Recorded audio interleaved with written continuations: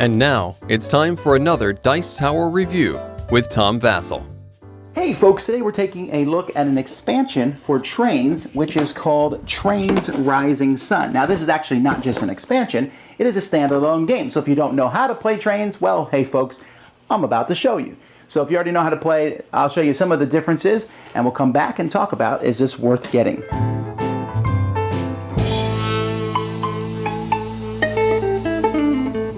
Trains Rising Sun comes with a double-sided board. The side that's used for multiple players here, Nagoya, is on this side, and you're going to place this up. If you're playing with the root bonus cards, which I highly recommend, and this game comes with the root bonus cards not only for this map and for the other maps on the other side, but also for the maps that have been previously released, both those in the original Trains game and in the bonus maps that have been showed up. So there's 5 root bonuses for each board, so you draw from them the number of players who are playing. So if you look over here, we'll say it's a 3-player game. We drew these 3 root bonuses.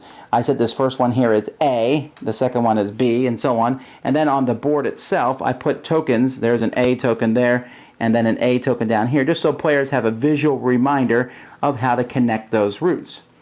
And players are going to start by putting one of their trains on the board, and sadly, the game doesn't come with train pieces. I wish it did. Yeah, I add these to my games.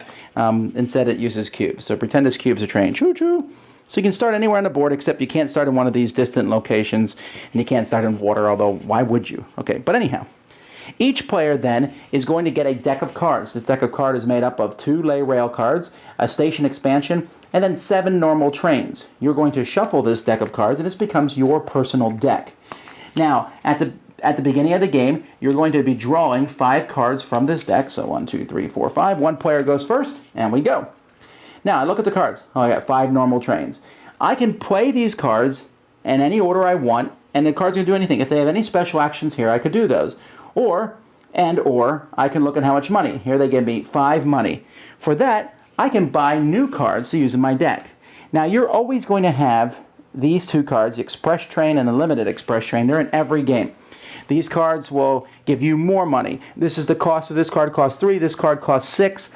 So I only have 5, so I could buy 1 Express Train and then look for something that costs 2 if something's out on the board.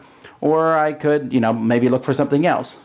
There also are these cards here. These cards are victory point cards. During the game, they do nothing, but when the game ends, they will give you bonus victory points. And this one here gives you 1. This one here gives you 1 for every 4 cities you have.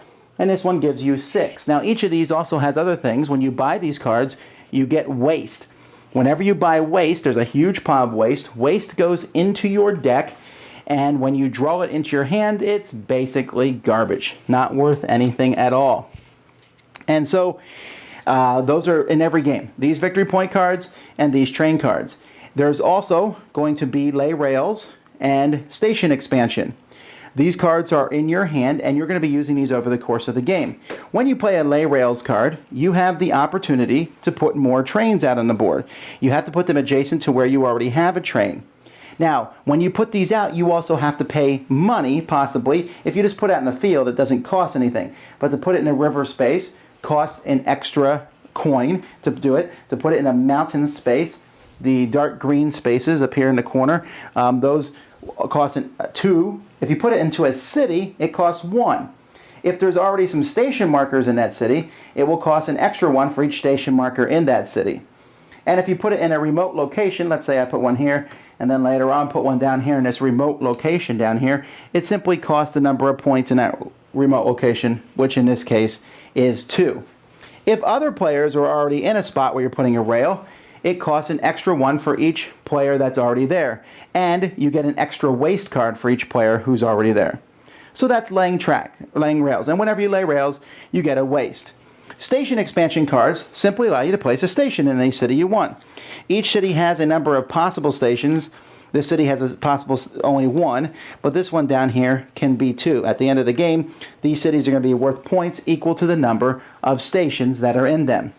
If when you're laying rails, you have a continuous thing of rails from one point to the other point on one of the bonus cards, you will take that bonus card, score the points on it. In this case, it's 6 points. You also keep that card in front of you. You can use it once per game. Here, you can discard it whenever you want to get a coin. Now, Besides these cards that are in every game, you will add 8 random decks of cards that will make every game different. Some of these cards are different types of trains. You can see here we have a biofuel train and a commuter train. This one here gives me 1 coin, but it lets me return a waste card to get another coin from my hand or the discard pile. This commuter train here, for each station that I place this turn, I get a point. There are other cards that are kind of like the lay rail cards. Here's one, the distant partners. It lets me lay a rail. I get a waste, but the extra cost for laying rails over remote locations is reduced by a coin. Then there are red cards. These are kind of action cards. They do all sorts of things. Here in charitable support, I can simply pay 4 coins to gain a point. Or in the dispatcher, I can trash a card with an exclamation point from my hand and get one that costs 2 more. Or up here, legal counsel. And then there's a politician. The politician can do an attack that hurts other players. Each player passes a card to their right, and then I have to return a card from my hand to the supply. But you can see that legal counsel can be used as a reaction to when someone else plays an attack. You show the card from your hand, and you don't have to take the attack. And there are many different cards in the game with different trains and things, but only 8 of them are added per round. Now the game can end in a couple different ways. If all the station tokens have been placed on the board, or if one person has placed all their rail tokens on the board, or if 4 of the piles up here, not including waste, have been depleted, the game will end. Players will then score points. Each city is worth points based on the number of stations in it. Distant locations are worth points that are printed on them. You will get points from the different cards in your deck if you bought the office buildings and stadiums, and any points that you've gathered throughout the course of the game from route bonuses and or maybe like that charitable support that gives you points. Whoever has the most points is the winner. Now I mentioned this was a 2-sided board. On the other side of this board are 2 maps, and these are for 2-player games. And so this one here is Kyusho, and then Chiba is, you flip it around to the other side. So you have 2 different maps. And you can also play with the original one. So that's how you play. I also neglected to mention that when you on your turn, after you're done playing your 5 cards, all the cards that you buy, everything that you do is put in your discard pile and you draw 5 new. So the cards that you buy will be showing up in your hand later on to use. If you don't like your hand and it has a lot of waste in it, you can get rid of all the waste from your hand and discard the rest of your cards, and that counts as your whole turn. Anyhow, that's how you play. Okay. The Trains Rising Sun and Trains. This is an expansion, like I said, but a standalone game. Is it worth getting this one first and this one? Probably yes. This is the slightest bit more complex. There's a couple cards in this one that I like quite a bit that are very basic cards. But this one does have the bonus route, so this one offers a more in-depth experience.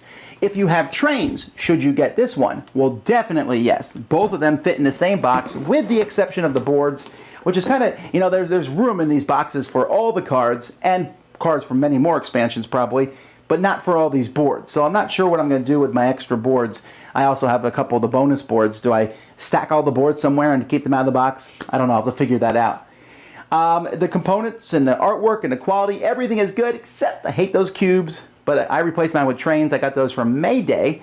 Makes wooden trains, which are good for this purpose. But I wish they had, I don't know, those cubes just don't work for me. But other than that, I like how the whole thing works. Now, this game is compared a lot to Dominion. And when I reviewed the original trains, I said this could replace Dominion for me if it had more variety. It's not there yet. It's getting closer though. There is a lot more variety in this game, and when you add these together, there's plenty of things. I think Trains was interesting at the beginning because it had a board element to it. Trains Rising Sun takes that and doubles how interesting the board. The board before was kind of a diversion, but you could ignore the board and just play with the points. I don't think you can ignore the board anymore. You can still do well by buying the point cards, but you also have to take a look at those route bonuses. That can be a lot of points, and there's a lot more of the cards in this set affect how the board works. And these boards in this game I thought were made very well done, just how they cause interaction. And then there's the 2-player boards. Trains was a little weak with 2 players, but these 2-player boards help put that together. In fact, Trains Rising Sun is kind of like a patch in a sense on the original game. Not that the original game was bad, but this game They looked at things that people complained about. They complained that maybe the board needed more interaction. They complained that maybe the two-player experience wasn't as good, and both those things are fixed here in Trains. So for me, this is a keeper. For me, I'm adding this one into regular Trains. I'm going to keep them both. I love playing this game quite a bit. It's fast and easy. It's not as streamlined as Dominion, because there is the board element to the game, but at the same time, the board element adds a lot of options. I think my favorite number of players to play this with is with 3 players. And I love all the different combos, the different trains. I love dealing with that waste. Getting that waste in your deck is a pain in the neck, but this set has a few cards that let you manipulate that waste, and in case of that one train, change the waste into money. So knowing on how to get this waste out of your deck or to use it to your advantage, it's a cool feature of Trains. So highly recommend it for me, Trains Rising Sun. Dice Tower Judgment, excellent! Thanks so much for watching the Dice Tower videos. Find more great videos and reviews, as well as our top-rated audio podcast at Dicetower.com. You can also find other great shows at Dicetowernetwork.com. I'm Eric Summerer, and you've been watching The Dice Tower. The Dice Tower is sponsored by Cool Stuff Inc., where you can find great games for great prices. Cool stuff in stock.